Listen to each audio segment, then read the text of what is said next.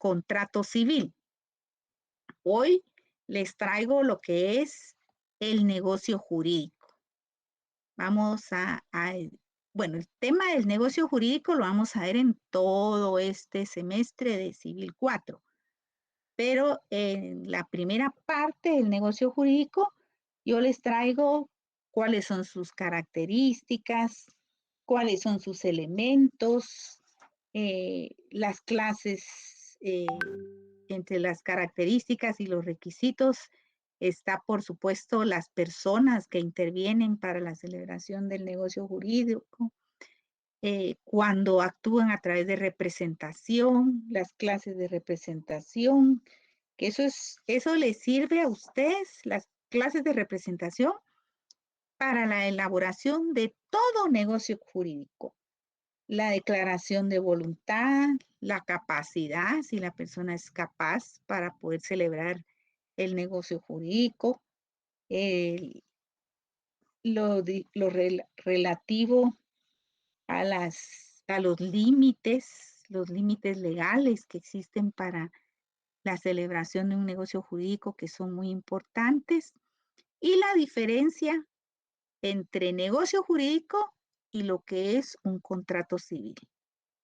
El negocio jurídico es lo general, porque a través del negocio jurídico se establecen declaración de voluntad de manera unilateral o bien bilateral. Unilateral, solo una persona interviene para la constitución del negocio jurídico, y bilateral cuando son dos personas.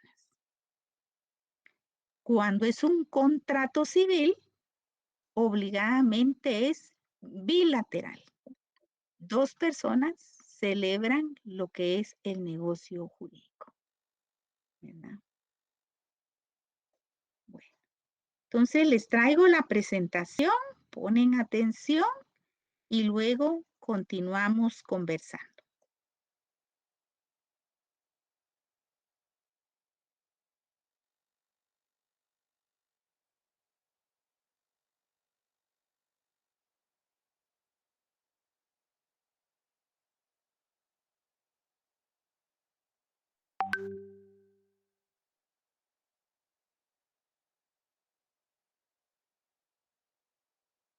Contrato civil constituye el acuerdo de voluntades de dos o más personas que convienen o consienten en crear, modificar o extinguir una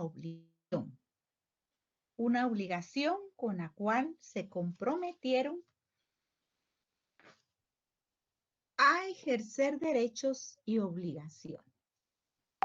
El día de hoy vamos a ver lo que es negocio jurídico y lo que es negocio. Recordemos lo que es negocio. Es la actividad encomendada a percibir un beneficio propio o de un tercero, de carácter material, económico o patrimonial. Negocio es la manifestación de voluntad que genera obligaciones de naturaleza contractual.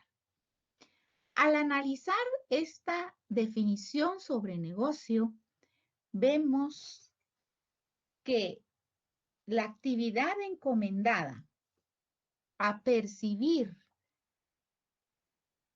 esta ganancia material, económica, patrimonial, puede ser de beneficio propio de una persona o bien de un tercero. Al referirse esta definición, al mencionar el tercero, son aquellos casos cuando se lleva a cabo un contrato de seguro de vida, en el cual el beneficiario lo recibe otra persona que es la señalada por el Estado para recibir el beneficio del seguro. Ese beneficiario es el tercero. Negocio es la manifestación de voluntad que genera obligaciones de naturaleza contractual. Toda persona que lleva a cabo un negocio lo ha hecho de manera voluntaria y está totalmente consciente de las obligaciones de naturaleza contractual que ha adquirido. La definición de negocio jurídico son las declaraciones de voluntad unilaterales, bilaterales, lícitas, conscientes y libres, dirigidas de manera intencionada, específica a crear, modificar, transmitir o extinguir obligaciones. Dirán ustedes que esta definición es igual a la de la contratación civil, pero no es así. ¿Qué diferencia encontramos? En la contratación civil, el acuerdo de voluntades es de dos o más personas. En el negocio jurídico, la declaración de voluntad puede ser unilateral o bilateral. Y ahorita no puede. Cuando se refiere a que es unilateral, es cuando solo una persona manifiesta su voluntad de celebrar el negocio jurídico, No, Jorge. lícito, consciente y ¿Está libre. estudiando derecho o sí o no? Por ejemplo, Señores, el micrófono. testamento es un negocio jurídico unilateral Me están en el llamando. cual el testador manifiesta su Paco. voluntad para Paco. disponer de la transmisión de sus bienes para después. Solo déjeme estudiar y luego yo hablo Por con supuesto, el testamento le se llamo lleva a cabo de manera Carolina, el consciente micrófono. y libre, en el Yo cual le la llamo. persona tiene plena capacidad de sus facultades. Aló, nena.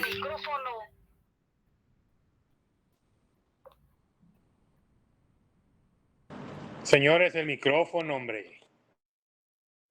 Perdón, lo siento, fue un accidente. Señorita, por favor, que esto no vuelva a pasar. Lo que voy a hacer es tomar nota y voy a bajar puntos a todo aquel que interrumpa la clase. Es una falta de respeto para todos sus compañeros y para la docente que está trabajando con ustedes. Perdón, licenciada, lo Es lamento. responsabilidad, Carolina Sánchez. Perdón, licenciada, lo Y siento. esto no puede pasar con usted ni con otro compañero. Sí, Tuve lo que lamento parar mucho. la Perdón, presentación disculpe. culpa suya y estoy perdiendo tiempo. Perdón, licenciada, no volverá a pasar.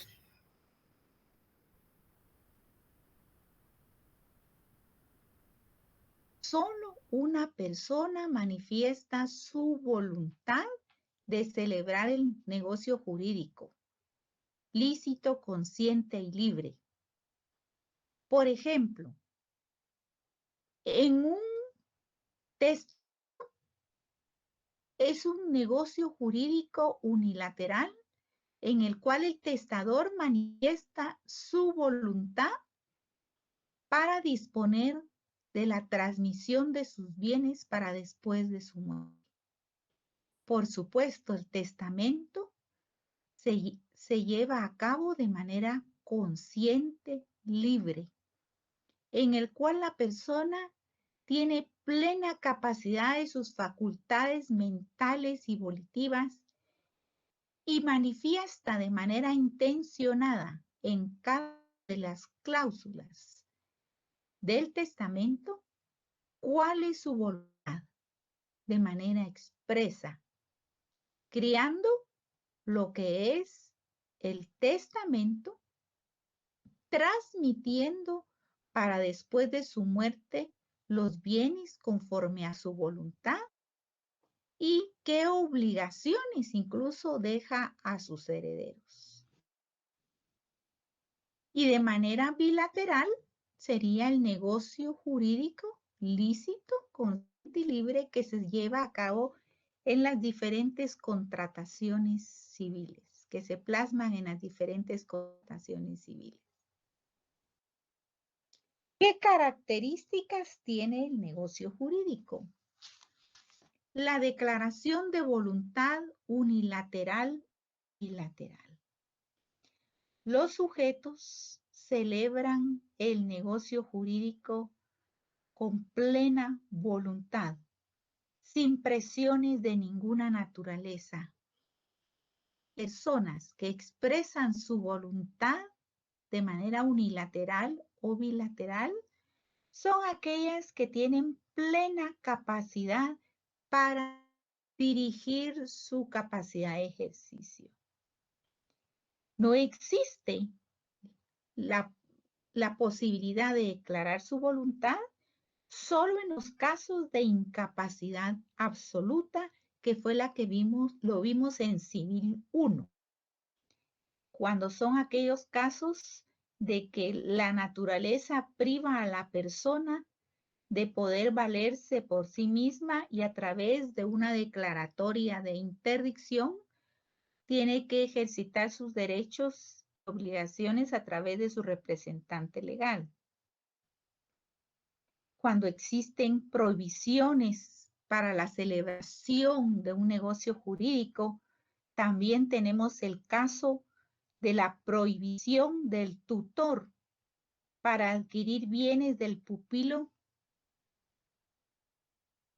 la clase de incapacidad que tiene un heredero para recibir la herencia en aquellos casos en los cuales ha sido declarado indigno. También la prohibición que tiene de celebrarse un negocio jurídico por parte del notario que ha llevado a cabo la elaboración de un testamento.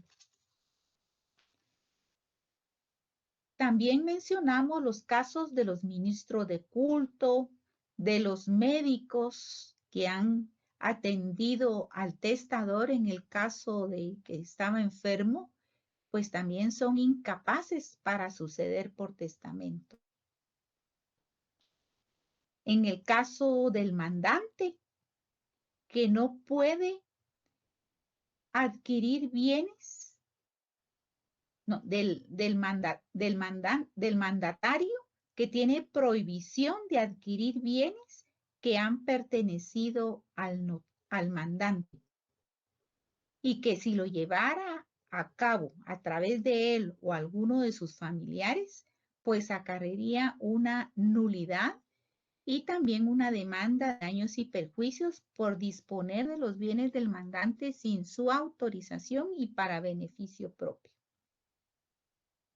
También nuestra ley, recordemos que el marido no puede comprar de la mujer, ni esta de aquel, de conformidad con el artículo 1792 del Código Civil. No podrían celebrar entre ellos un negocio jurídico. Lo que se da es adjudicación en pago de gananciales para poder establecer esa transferencia de bienes de un esposo a la esposa o de la esposa al esposo, pero no como una compraventa, sino una adjudicación de gananciales. También no se puede comprar por sí o por interpósita persona en los casos de haber sido administrador de los bienes, de depositarios judiciales, jueces, funcionarios, empleados, cuando se refieren a bienes objeto de expedientes donde han intervenido en su función. La intencionalidad. Perdón, aquí lo que me falta, que no hayan defectos que vicien o distorsionen la voluntad, que esa voluntad no esté viciada por dolo, error o violencia, que no exista simulación. ¿A qué se refiere esto?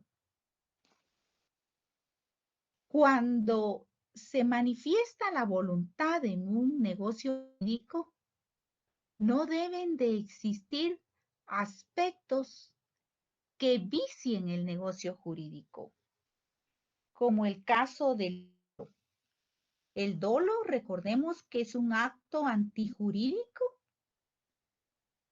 en el cual se está afectando de manera intencionada el negocio jurídico. O sea, cuando hay intención de causar un daño. En el caso del error, serían aquellos casos en los cuales por una equivocación, el contrato está afectado en su naturaleza. Por ejemplo, que en lugar de un contrato de mutuo, se haya celebrado un contrato de compraventa. Eso acarrearía la nulidad del negocio jurídico. O la violencia, cuando se afecta la libertad del contratante a través del temor, de violencia física, violencia psicológica, en fin. Y también que no exista simulación, que no exista engaño en la celebración del negocio jurídico. La licitud del objeto, es decir, que la materia o sustancia del negocio jurídico esté siempre conforme a la ley, que exista licitud de la causa lícita y justa. ¿A qué se refiere este aspecto del objeto? Que definitivamente para la celebración de un negocio jurídico siempre debe llevarse a cabo de conformidad con la ley, de conformidad con lo que las normas legales establecen. Es decir, que el negocio esté siempre acorde a la materia o sustancia a la que se refiere.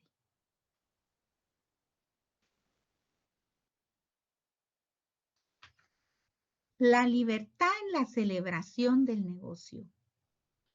Debe existir libertad en la celebración del negocio jurídico. Una vez observados los requisitos regulados en el Código Civil, deja un amplio margen a la libertad de las personas para que busquen unilateralmente o por acuerdo con otras los resultados jurídicos de creación, modificación, transmisión o extinción del derecho. Por ejemplo, si fuera un negocio jurídico unilateral, como en el caso de la elaboración de un testamento, primeramente debe ser cuidadoso el notario de que se cumplan todos los requisitos regulados.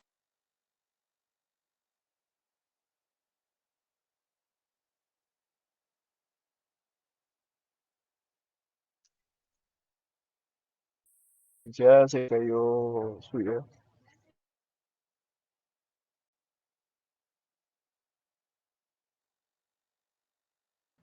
Yo creo que se salió.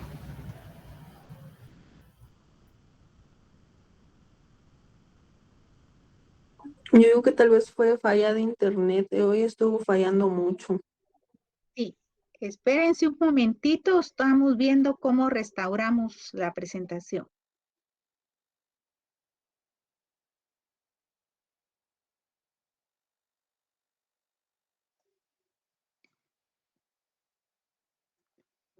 Todavía tenemos tiempo, así que un momentito, estamos regresando todo.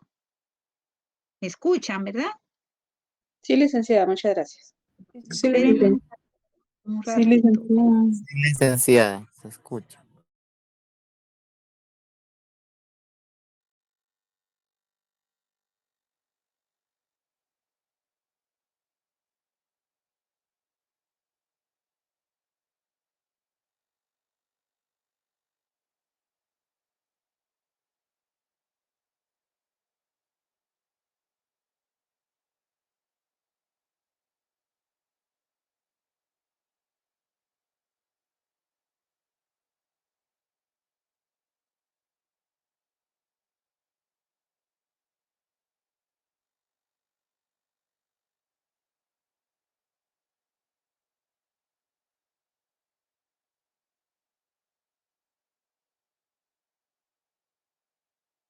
libertad en la celebración del negocio jurídico, al cumplirse los requisitos legales, pueden el que va a celebrar el negocio jurídico disponer de su voluntad plasmada en ese negocio.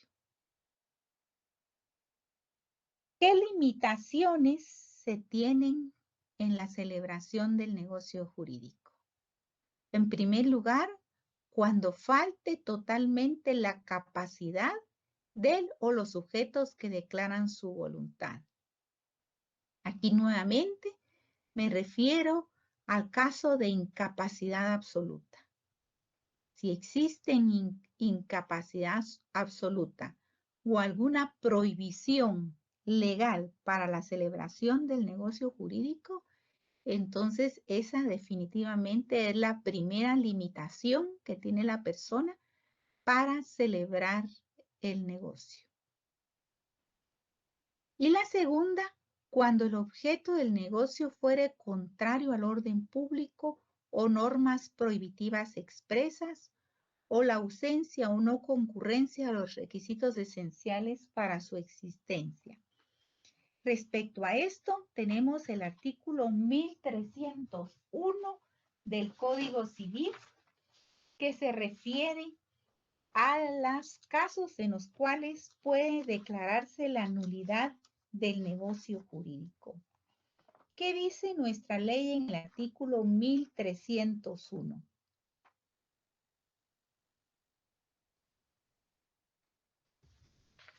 Dice, hay nulidad absoluta de un negocio jurídico cuando su objeto sea contrario al orden público o contrario a las leyes prohibitivas expresas y por la ausencia o no concurrencia de los requisitos esenciales para su existencia. ¿Qué pasa si se lleva a cabo un negocio jurídico contrario a las leyes, a las prohibiciones legales? Pues la causa sería aplicar el artículo 1301 y se declararía a través de un juicio ordinario la nulidad absoluta del negocio jurídico.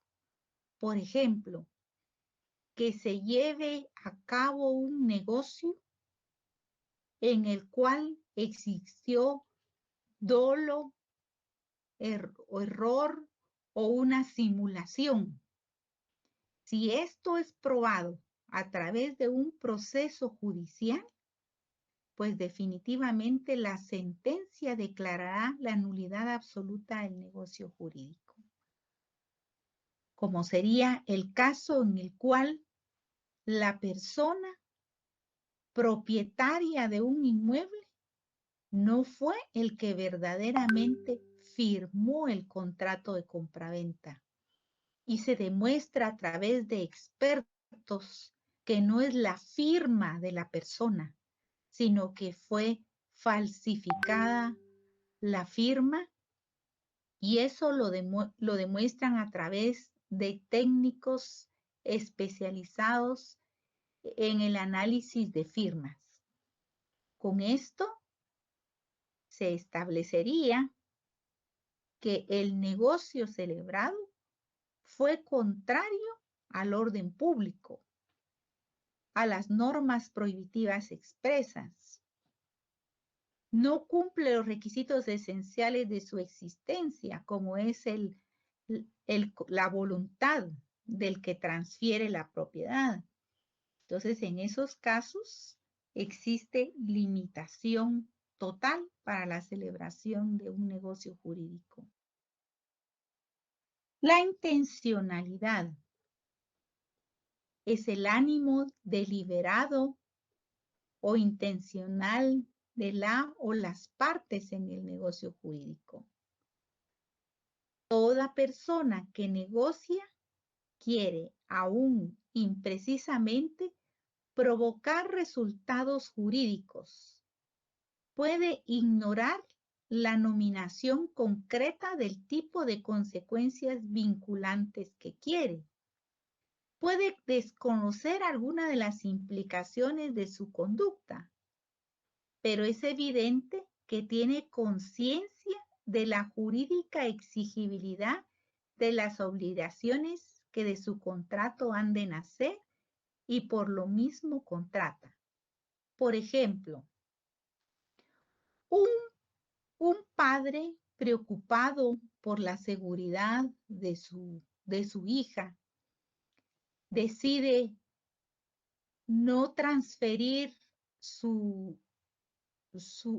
casa a favor de ella hasta que él muera, sino que quiere en vida de una vez dejar a nombre de su hija la vivienda donde han vivido durante muchos años. Entonces, él dice, quiero pasar a nombre de mi hija la casa. ¿Y cómo lo puede hacer? Él no sabe si por contrato de compraventa o de qué manera le puede pasar la casa. Lo que sí sabe es su intención de transferir el derecho de propiedad a favor de su hija. ¿Cómo lo va a hacer? A través de un contrato, pero no sabe él qué clase de contrato. De lo que está él muy consciente es de su intención de dejar asegurada la vivienda para su hija. Entonces, ¿qué sucede? El notario ante el cual él acude es el que tiene que cuidar la forma en que va a realizar el negocio jurídico ajustado totalmente a la norma. Entonces, ¿qué clase de contrato va a celebrar? ¿Compraventa o donación entre vivos? ¿Cuál de los dos contratos consideran ustedes que tendría que celebrarse? Pues definitivamente, como no hay un pago, una remuneración económica por la transferencia de la propiedad, esto corresponde a la contratación por donación entre vivos, no una compraventa, porque no hay un precio, un pago realizado por esa transferencia de propiedad. La figura correcta sería la contratación a través de donación entre vivos. Pero ese ejemplo se los pongo para conocer lo que es la intencionalidad. La persona no conoce cuál es la nominación del tipo de contrato. Lo que sí sabe que es cuál es su intención hacia la otra persona. La producción de efectos legales. Toda declaración intencionada de voluntad que produce efectos de derecho resulta como exigencia ineludible que el negocio debe ser lícito y posible, pues no tendría sentido alguno admitir propósitos contrarios a la ley o humanamente irrealizables.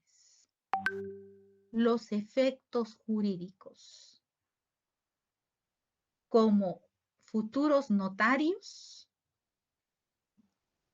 deben de ser cuidadosos en conocer, en primer lugar, que esa intención de la declaración de voluntad manifestada para la celebración de un negocio jurídico exige ineludiblemente el cumplimiento de la ley para darle forma legal a ese negocio jurídico y la garantía de que la persona que los ha contratado confiando en su trabajo, en su cuidado profesional, en su conocimiento profesional, es que se va a cumplir a cabalidad con todos los requisitos legales para que su negocio jurídico tenga validez. Por ejemplo, si elaboran un testamento que tenga el día y la hora de la celebración ese testamento. Que en cada una de las cláusulas se exprese que es la voluntad del testador, que cumpla con los requisitos de los testigos que están presentes a la hora de la celebración de un testamento abierto. ¿Por qué? Porque si se incumple con alguno de esos requisitos, causaría la nulidad de ese testamento. Al ser declarado nulo el testamento, la persona quedaría intestada y en consecuencia ya no se cumpliría la voluntad del testador porque queda nulo ese testamento. Entonces, por eso es muy importante que se cumpla a cabalidad con la ley para que ese negocio jurídico pueda surtir efectos cumpliendo la intención de la persona que lo ha celebrado. El ánimo deliberado de toda persona intensa o de toda persona a manifestar su intención en el negocio jurídico. Toda persona que negocia quiere aún imprecisamente provocar resultados jurídicos. Su resultado con el cual puedan exigirse obligaciones de un contrato que ha de nacer. Y toda declaración intencionada de voluntad que produce efectos de derecho resulta como exigencia ineludible que el negocio debe ser lícito y posible.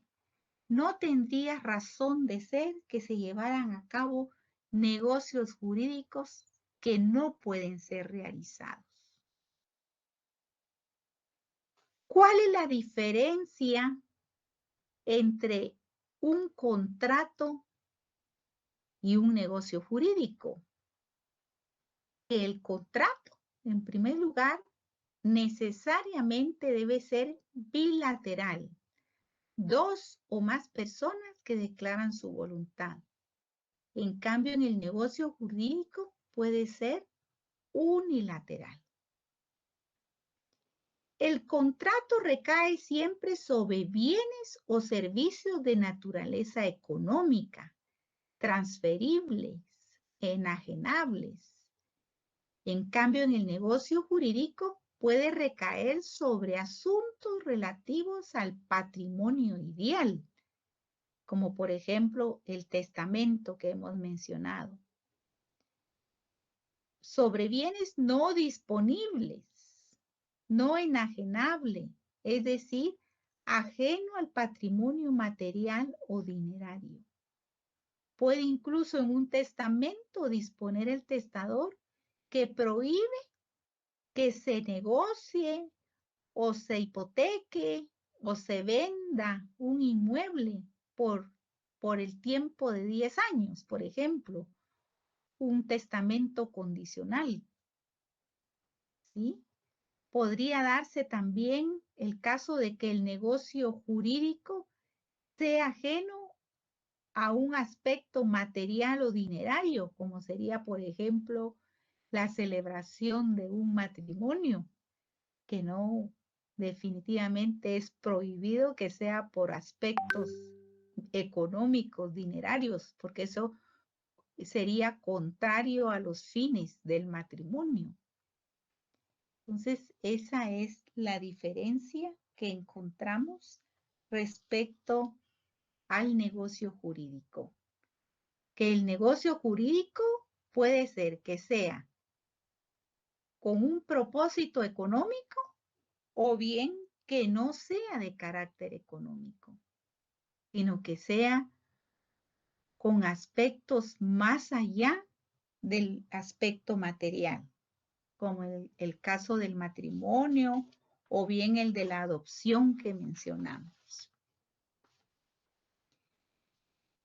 El contrato recae siempre sobre bienes o servicios. Ahí sí, en el contrato siempre corresponde a bienes, a aspectos económicos.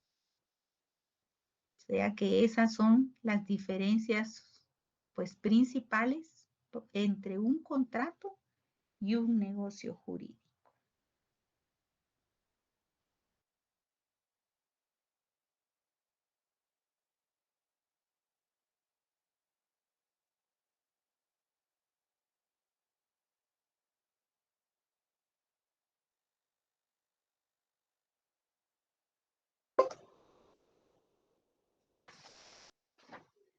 Buenas noches. Lamento mucho que haya estado fallando mucho el internet, Tigo, pero desde el martes ya empezaron los problemas. Antes era claro, pero ahora es Tigo el de los inconvenientes. Así que un poquito de paciencia. Bueno, estoy a la orden por alguna duda que tengan. Siempre trato yo en las presentaciones de hablar despacio para que vayan asimilando el contenido, pero en Classroom lo podrán ver cuando lo requieran, ¿verdad? Que es bueno volver a escuchar las presentaciones para ir ya fijando la información. Gabriel Martínez, buenas noches. Buenas noches, licenciada. Entonces, con respecto a esta diferencia, un contrato, por eso es contrato de compraventa, entonces. ¿Es un contrato y no es un negocio jurídico o es ambos? Bien. El negocio jurídico es lo general. Ah, perfecto. Ah, ahí está. Que queda ya plasmado cuando es bilateral a través de un contrato. ¿Sí? Perfecto, perfecto. Sí, los diversos contratos, o sea, el negocio jurídico es lo general. Es lo general, perfecto. La diferencia que se puede establecer es porque a veces el negocio jurídico puede ser unilateral. Yo les puse el ejemplo del testamento. Por supuesto, el testamento también cumple con el requisito de ser en escritura pública, de que se establecen diversas cláusulas, requisitos legales que hay que cumplir, y que en cada cláusula el testador va a manifestar su voluntad. Pero ahí es un negocio jurídico unilateral porque solo el testador es el que está disponiendo qué es lo que quiere que se ponga en el contrato, ¿verdad? Entonces, en un contrato civil siempre tienen que haber dos partes, ¿verdad? Dos personas que hacen un negocio, pero que es necesario que quede plasmado por escrito para que surta sus efectos. ¿Por qué? Por supuesto, debería de ser, ¿verdad? De que la palabra debe honrarse. Lo ofrecido, el compromiso que se adquirió debe de honrarse cuando ha sido de palabra. Pero cuando hay incumplimiento, ahí vienen los problemas.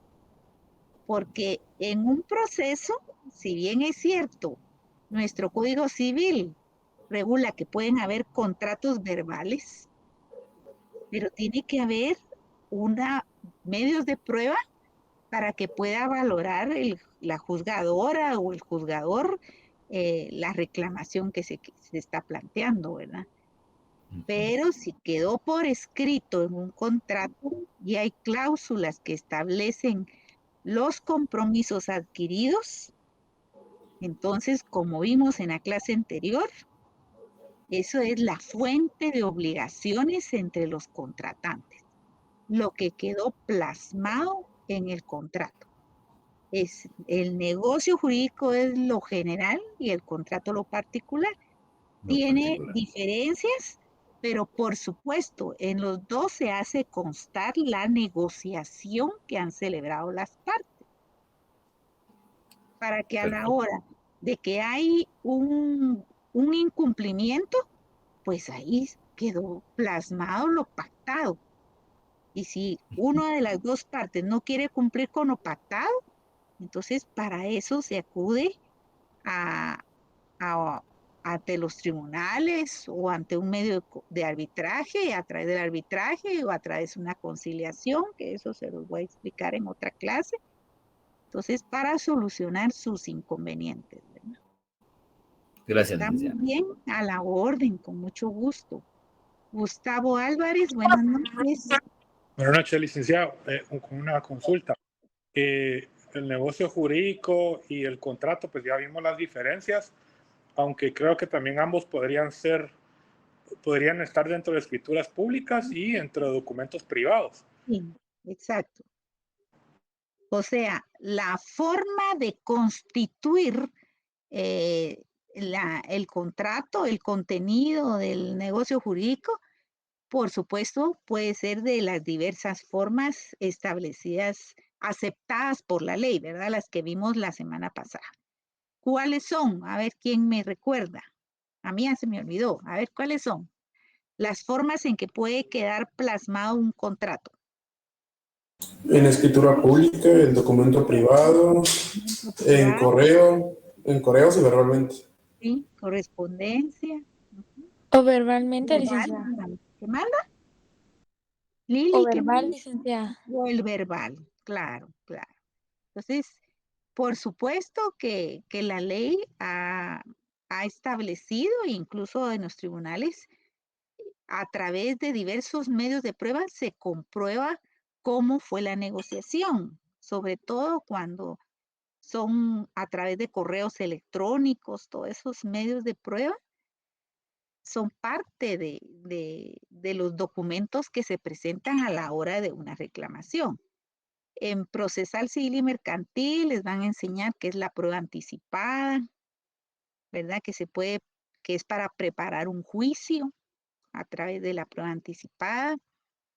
La prueba documental, ¿verdad? ¿Cuál es la prueba documental?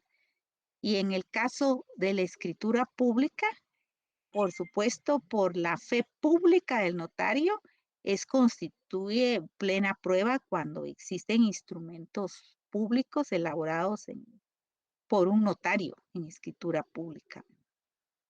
Es valorada esa prueba. Es muy importante. Es la prueba reina en los procesos, ¿verdad? Las escrituras públicas. Por la fe pública del notario. Pero también vamos a ver en este curso que muchas veces han existido procesos en la cual se pide la nulidad absoluta de esos instrumentos públicos. Se plantean nulidades absolutas de escrituras públicas, de una escritura pública, por ejemplo, que la firma del vendedor de un inmueble sea falsa, ¿no? Y hay muchos notarios presos por eso. Y por supuesto, si se demuestra a través de técnicos especializados de INASIF que esa firma fue falsa, pues se declara la nulidad absoluta de ese instrumento público. Jairo Misraín, buenas noches. Sí, buenas noches, licenciada. Una consulta, pues ya que tocamos el tema de los tipos de prueba, mira que me entra una duda a mí. Pero ustedes van a estudiar eso en procesal civil. Yo me adelanto para que ustedes comprendan así lo que estoy explicando, pero en procesal civil van a estudiar todo lo que es la prueba y todo eso. Son varios procesales civiles los que van a recibir. Ah, sí, lo que sí le iba a preguntar es que, como usted mencionó en la clase anterior, que un contrato verbal, perdón, un medio de prueba verbal, perdón, que oscila entre 300 quetzales, pues se podría Pero dice justificar la ley, como prueba verbal. Sí, la ley es la que Pero lo como qué establece. ejemplo podría ser Prueba anticipada es la más usual por los litigantes, ¿verdad? La prueba anticipada. Las declaraciones testimoniales también, ¿verdad? ¿Qué le dijera yo? Recibos de pago.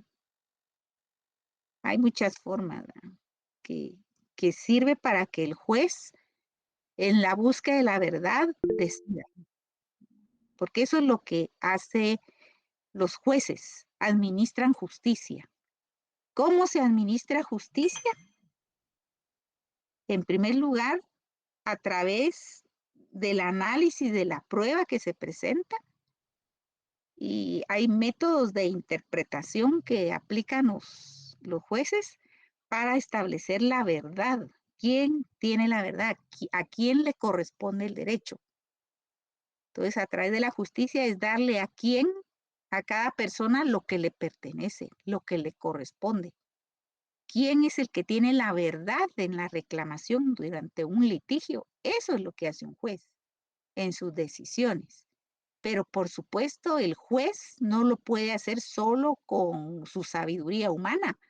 Necesita que los litigantes aporten las pruebas correspondientes en las etapas procesales correspondientes. Es lo que se conoce como ustedes lo estudiaron en Derecho Constitucional, la garantía fundamental del debido proceso y derecho de defensa. Son garantías fundamentales que establece la Constitución porque se aplican a toda clase de procesos.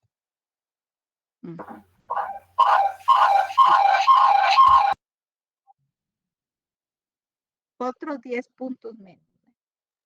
El que interrumpa le bajo puntos. Jairo Misraín, ¿solamente era su pregunta?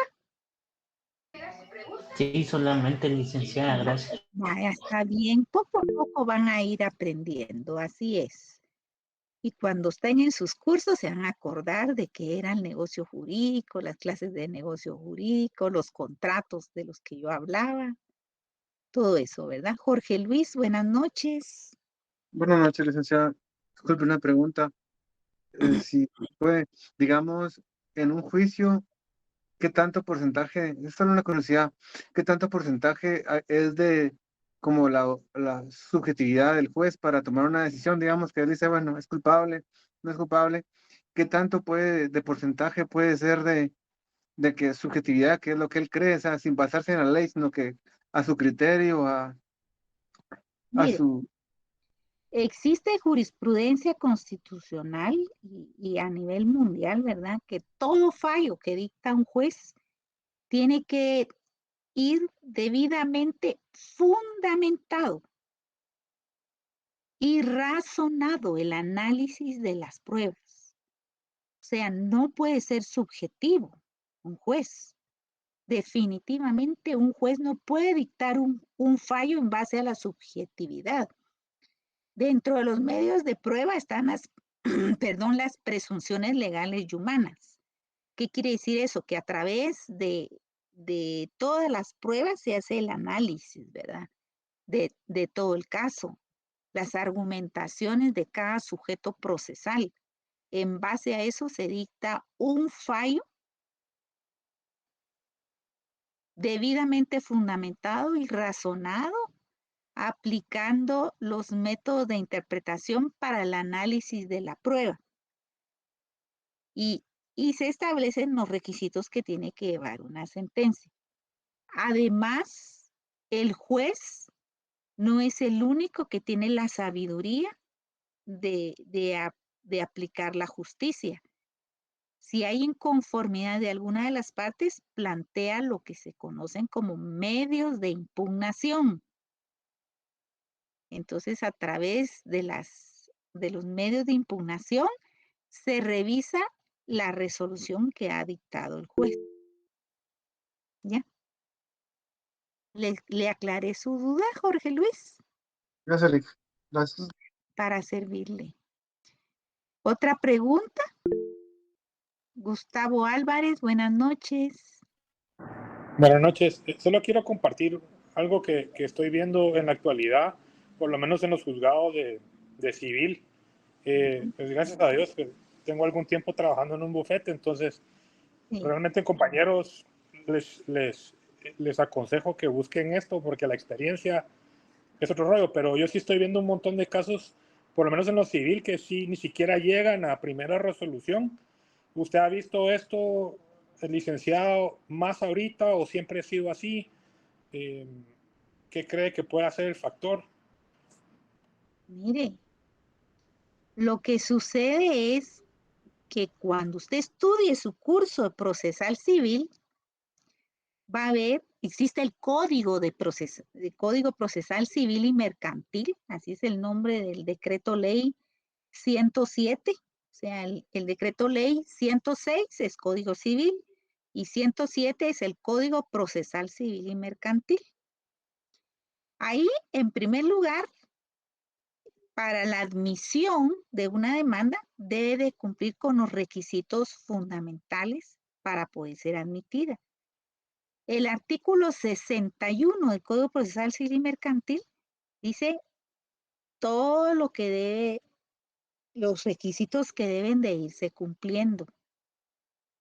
Además del 61 está el artículo 106 y 107 que se refiere a que la demanda tiene que ser clara, tiene que ser planteada por la vía procesal correspondiente, tiene que acompañar, o sea, demostrar la legitimidad del que está planteando la demanda.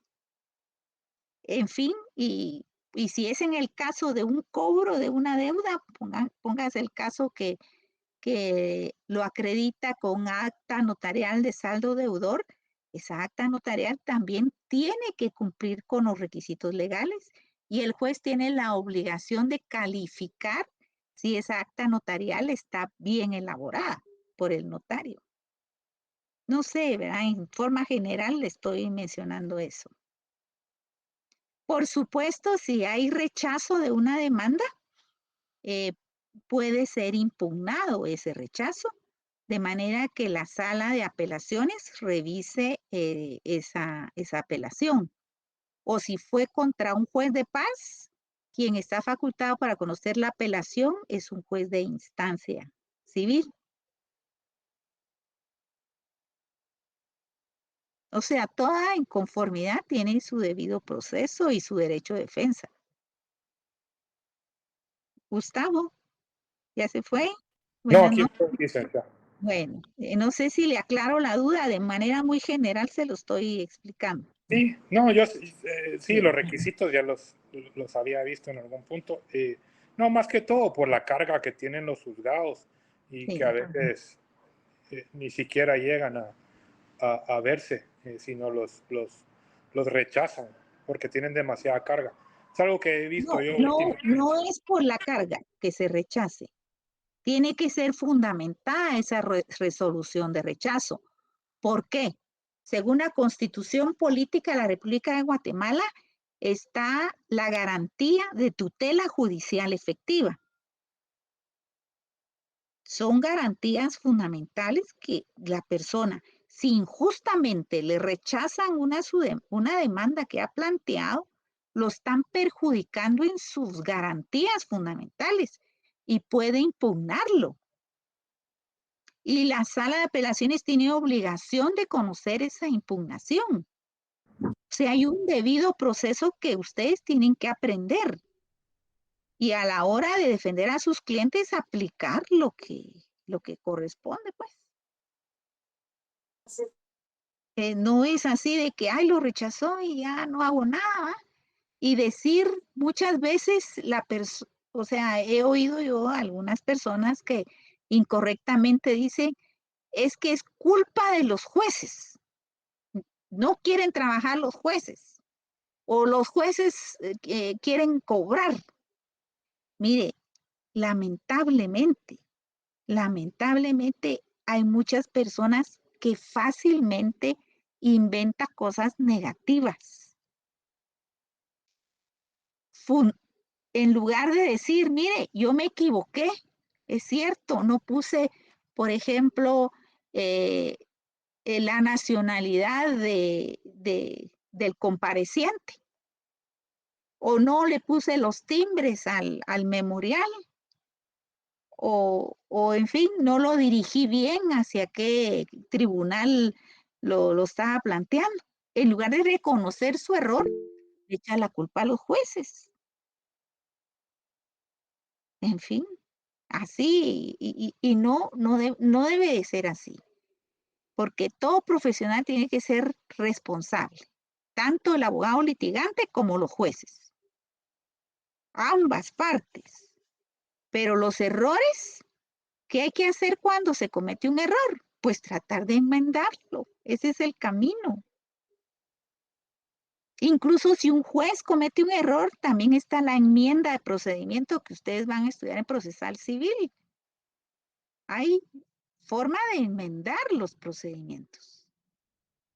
Si se ha afectado la garantía fundamental de una persona en un proceso, se puede enmendar el procedimiento. Y en el caso de un abogado que se cometió el error y no puso su sello de abogado y dejó el memorial así y se le olvidó, pues que lo corrija y que vuelva a meter la demanda. Ahora, si considera que sí le resolvieron injustamente, pues que plantee la impugnación. Jorge Luis Brand, buenas noches. Disculpe, licenciada, es que tenía una duda. El tiempo, el plazo para primera audiencia debería ser 24 horas, ¿verdad? El plazo de ley, ¿De 24. qué audiencia me está hablando? Estamos en civil. No. Las audiencias civiles se fijan por escrito y se mandan a notificar. Mejor voy a leer un poco más. Perdón, disculpe, es que muchas veces confunden lo penal con lo civil. Y digamos, aquí en este curso estamos viendo solo derecho privado, derecho civil. Entonces yo me estoy refiriendo a procesos civiles. No es derecho público, esto es derecho privado. Oh, ya. Y los Ya. procesos que yo pongo es de derecho civil. ¿Ya? Sí, ya. Pero poco a poco van aprendiendo y como dice el compañero, si se logra tener la fortuna de tener la práctica a la par de lo teórico, pues es aún mucho más fácil el ejercicio profesional, ¿verdad? Gustavo, buenas noches. ¿Me escucha? ¿Otra duda que tenga? No sé si le aclaré lo que usted necesitaba. Sí, gracias, licenciada. Vaya, para servirle. Lili Araceli, buenas noches. Buenas noches, licenciada. Mire, hablándolo del tema ahorita, de ejemplo, cometer un error, a mí me quedó la duda, o bueno, como que la intriga. Ejemplo, así como yo no tengo la experiencia aún de ver como que al momento de que una persona como principiante cometa un error humano. Ejemplo, hablábamos sobre que teníamos la intención de darle la casa a un hijo. Ejemplo, en ese caso, a mí me toca llevar a cabo eso y yo por error humano hago un contrato de compra-venta. Ejemplo, ¿qué hago ahí en este caso para solucionarlo? O, por ejemplo, ¿cómo es el proceso? O como que cargos o cómo lo soluciono. Es que me causa duda en dado caso eso llegase a pasar. Permítame, perdón. Ok, no tenga pena. Es una llamada de Estados Unidos, disculpe, pero ahorita me hace favor de contestar. Mire, no puede, usted cuando atienda a un cliente, en primer lugar, va a entrevistarlo y saber qué es lo que desea. Usted no va a hacer una escritura a la carrera en un momentito, ¿sí? Sino que usted tendrá que, en primer lugar, escuchar a las personas que solicitan sus servicios y examinar los documentos. Y hasta que usted tenga claridad de lo que va a hacer, entonces va a elaborar la escritura pública. En primer lugar, investigó si los comparecientes, si son realmente las personas que dicen ser, si el que va a vender, efectivamente, usted va a ver en el registro de la propiedad, va a ir a ver al RENAP su documento de identificación, si sí es la persona, porque imagínese que alguien se hace pasar por otra persona y usted autorizó ese instrumento público. Como notario va a tener responsabilidad también, incluyendo la responsabilidad penal. va a tener usted que defenderse ante un juicio penal sobre el instrumento público que elaboró. Este trabajo, por eso tienen que estudiar muy bien. Nada se hace a la carrera. Hay que estar muy seguro del trabajo que está haciendo. O sea, equivocarse de qué clase de instrumento público, pues desafortunadamente su cliente estaría afectado, porque si él no hizo una compraventa, sino lo que hizo fue una donación, podría alguien con interés pedir la nulidad absoluta de ese negocio jurídico. Imagínense en el caso de un testamento, que por hacerlo a la carrera olvidó al requisito esencial de que en cada cláusula manifiesta el testador que es su voluntad lo que está exponiendo en cada cláusula del testamento. Si no dice eso, se plantea por cualquier persona interesada, heredera o que no fue heredera, pedir la nulidad absoluta del testamento. Y el testador ya murió. ¿Cómo lo corregiría como notario, Lili? Si el testador ya se murió. Lili. Sí, licenciada, la escucho. ¿Cómo haría usted si ya se murió el testador? Licenciada, le soy sincera, No se no. podría. Ajá, exacto, porque ¿Cómo quedaría esa herencia? Intestada. Sí, Lili. Lili quedaría intestada, ¿verdad? Ya la voluntad del testador ya no valió por el error. Es que le digo, muchos dicen, yo me voy a dedicar al notariado. Ay, así no me canso mucho. No, jóvenes, tanto la carrera de abogado como la carrera de notario es de hacerlo bien. Si ustedes no conocen algo, se ponen a estudiar y hasta que estén seguros de lo que están haciendo, pues ya procede. Cuando ya estén ustedes graduados, por supuesto, yo espero que todos los que me están escuchando, después de haber estudiado su privado y de haber pasado todas las evaluaciones y todos los cursos, pues cuando ya son egresados de la Universidad de San Carlos, ya están preparados para el ejercicio profesional. Entonces lo van a hacer bien, ¿verdad? Porque son estudiantes que tienen interés en aprender. Y si ustedes tienen interés en aprender, les va a ir bien, porque van a ser responsables y cuidadosos con cada trabajo que van a poner y que van a confiar sus clientes en ustedes. Y siempre estar dentro del marco de la ley en todo lo que hacen.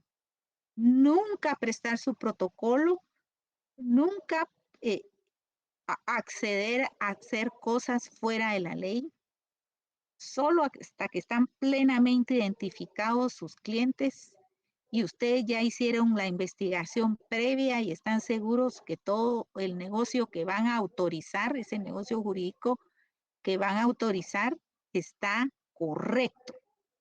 Entonces lo podrán elaborar y ustedes estarán tranquilos y se van a evitar muchas pruebas difíciles de la vida. Perdón, la palabra Gabriel Martín, que qué rato se está solicitando la palabra. Sí, buenas noches. Con respecto a lo que dijo la compañera de cometer un error, cuando uno inicia, o cuando un notario inicia, ¿no? Yo tuve la oportunidad, como dijo el compañero, de trabajar en un bufete también. Entonces, por error o desconocimiento, no sé, el notario le asesoró a hacer una donación entre vivos. Y en la donación se le tiene que poner un estimado, ¿verdad? Sí. Lo estimaron en un precio. Pero cuando se dio el aviso al DICABI, resulta que ahí tenía un precio más elevado. Digamos, tenía ya, creo que el valor era de 45,000 quetzales. Entonces, en la donación, cuando ya está eso, hay que pagar un impuesto, que es si no estoy mal, el 12%, ¿no? Pero si el notario le hubiese asesorado a hacer la compraventa, tendría que haber pagado el 3% por ser segunda venta, ¿verdad? Entonces ahora el cliente tiene que pagar ese impuesto que es del 12%, pues y ahí ya es más dinero, ¿verdad, Linda? Entonces, Perjudicó al cliente. como usted dice, Se perjudicó al cliente, exactamente. Sí. Exactamente. Sí, porque, Entonces, mire, todo lleva su área de aplicación, ¿verdad? Cuando llegó a lo tributario, revisaron, ¿verdad? Si hay auditores, hay incluso la Contraloría de Cuentas revisa cuando hay un proceso sucesorio. En fin, hay varias entidades especializadas en cada rama que lo revisan. Incluso el Registro General de la Propiedad muchas veces rechaza las escrituras públicas porque ellos tienen la obligación de revisar y calificar cada uno de los instrumentos públicos que ponen para su registro. Entonces, son el pueden último tener filtro, ¿verdad? Y problemas, aún ¿verdad? así hay, y aún así hay Aún errores, así, ¿verdad, licenciada? A sí, veces. exacto, sí. Entonces, pero como Pero aquí aportando estamos lo que dijo para la compañera, aprender. Ujú. Pero estamos para exactamente, por eso aprender, ¿verdad? Todo se aprende en la vida. sí, Solo es de empeñarse un claro, poquito, de dedicarse un correcto, poquito, de poner interés, ponerle el gusto a la carrera. Si a usted le gusta algo, correcto. no le va a pesar estudiar. No trabaja, Nada se es divierte, dice, ¿verdad? regalado en esta vida, todo es ganado. Y si quieren ser buenos profesionales, tienen que prepararse. Igual que un médico, Gracias, Linda. quiere ser un buen cirujano, tiene que prepararse, ¿verdad? Pero todo se aprende. Afortunadamente, todo se puede aprender. Ever Romero, buenas noches. Sí, buenas noches, Linda. Mire, con una preguntita que me surgió que usted mencionaba lo del protocolo. Pues yo no estoy tan enterado del tema, pero digamos, ¿qué problema podría haber que yo preste mi protocolo a alguien, digamos? ¿O qué información hay que me pueda perjudicar a mí? En derecho notarial, le van a enseñar de que el notario es depositario del protocolo, pero no es dueño del protocolo. El que es dueño del protocolo es el Estado. Y usted cuando cumple todos los requisitos legales para que lo habiliten como notario, usted es responsable ante el Estado del protocolo. Usted hasta hace un juramento de que va a hacer su desempeño profesional correctamente, aplicando la ley. Entonces, hay responsabilidad es un funcionario también del Estado. Y cuando hay incumplimiento, hay acción civil y acción penal por la irresponsabilidad de prestar el protocolo. Y por supuesto, si usted prestó el protocolo, la fe pública de esos instrumentos que se hicieron sin su presencia carece de fe pública, porque el que tiene la fe pública es el notario depositario del protocolo. O sea, ¿le quedó claro, Ever? Ahí se lo van a volver a explicar en notariado. Sí, Lick, ya me quedó un poquito más claro, gracias. Sí, no, todo es de responsabilidad, sinceramente. Es una gran responsabilidad. Pero se puede, claro que se puede trabajar. Y ustedes están aprendiendo cómo van a tener que trabajar ya en el ejercicio profesional. Y por supuesto, tiene muchas bendiciones esta carrera. Tiene muchas satisfacciones profesionales, personales, con su familia, con sus seres queridos. Y es tan bonito porque a veces les cuentan algún caso. Ah, eso me lo explicó la licenciada en clase. Es muy, muy importante el saber. Es una fuente de sabiduría para nosotros, el conocimiento. Jorge Luis Brand, buenas noches, le escucho. Hola, buenas noches. Disculpen, yo tenía unas consultas. Vamos a ver si me las puedo expresar. Como la primera es con eso de que digamos que son humanos los abogados, por ejemplo, hay que se equivocaran en algo. Tenemos, por ejemplo, una propiedad que es de muy alto costo, algo, o un testamento que es algo delicado, por ejemplo, se puede recomendar, o es una práctica que sí se dé en la actualidad, que, por ejemplo, hace un bufete, un abogado, el documento, y que al tiempo, para revisar que todo esté bien, vaya el cliente a otro abogado para que revise que todo esté bien. Esa es una pregunta. Y la otra era que, por ejemplo, ¿qué tan recomendable es, o si se debe recomendar que el cliente, por ejemplo, en un testamento, en una repartición así, o sucesión así, con mucho dinero, por ejemplo, ¿verdad? Que pueda haber un peligro de fraude, es recomendable que el cliente revise a los años el documento, o que todo esté bien por aquellos los fraudes que han habido, no sé, en registro de propiedad o cosas así. Bueno, mire, la persona tiene el derecho de contratar al profesional de su confianza. ¿Sí? Usted confió en un profesional, lo contrató, le pagó para hacer un trabajo. Pero si usted entra en desconfianza acerca del trabajo que hizo ese profesional, también está en el derecho de ir a contratar otro profesional para que le verifique si todo está en orden.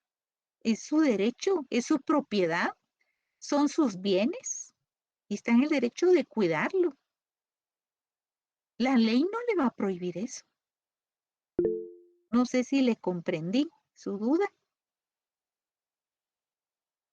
Jorge, Sí, ¿sí? sí, gracias. O la otra parte era, por ejemplo, sí se recomienda que en testamentos o en compraventas, cosas así con mucho dinero, o de riesgo, lo podría decir yo, como que el cliente revise que todo esté bien en el registro. Pues Como hay es su tanto fraude. derecho, es su derecho el proteger sus bienes, el estar seguro cuál es la situación en que están sus bienes, es su derecho, es su propiedad privada, es su derecho fundamental de propiedad privada. Y usted tiene todo el derecho y los recursos legales para poder revisar cómo está su situación. ¿Sí? No tiene por qué limitarle su derecho de propiedad privada. Es su derecho real. Ujú. Muy bien. Gracias, Alicia, para servirle. Alicia Ajucum.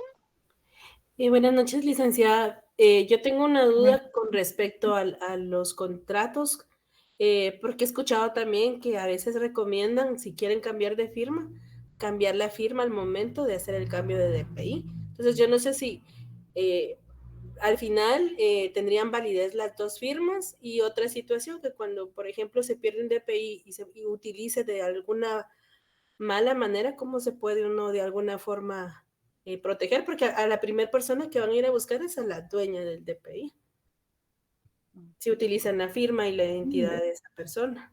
Mire, cuando se extiende un DPI, el RENAP tiene varios sistemas de protección sobre ese documento de identificación. En primer lugar, tenemos la firma, pero también tenemos la foto, también tenemos las huellas dactilares. También cuando se hace una escritura pública, puede tomar video.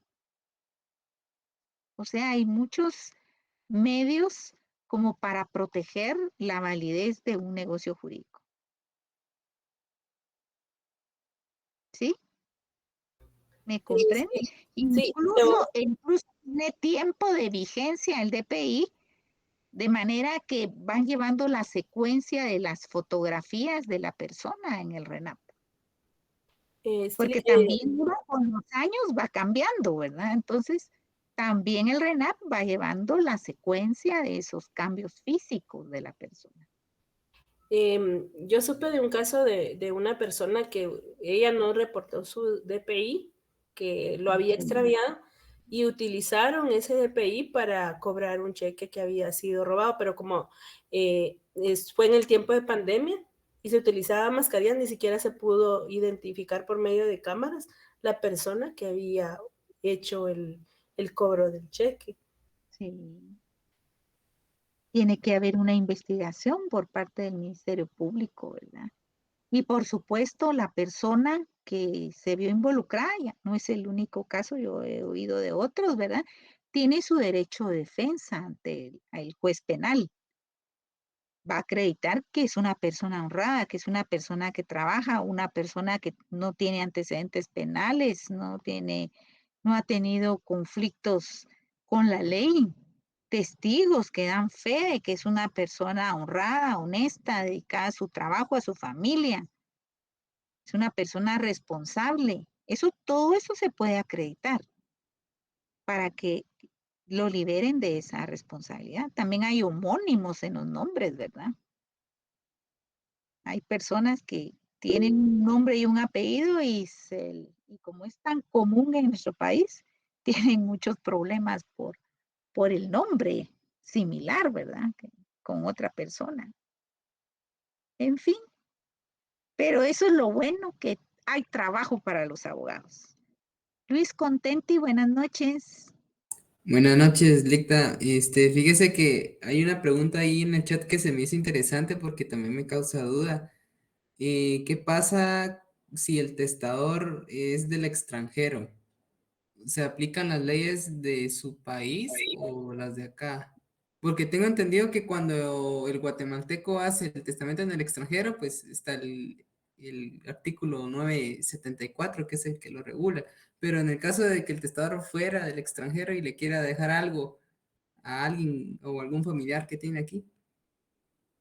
Está lo que comúnmente se llama la apostilla, ¿sí? Tienen que legalizar el documento a través del trámite de legalización de documentos provenientes del extranjero.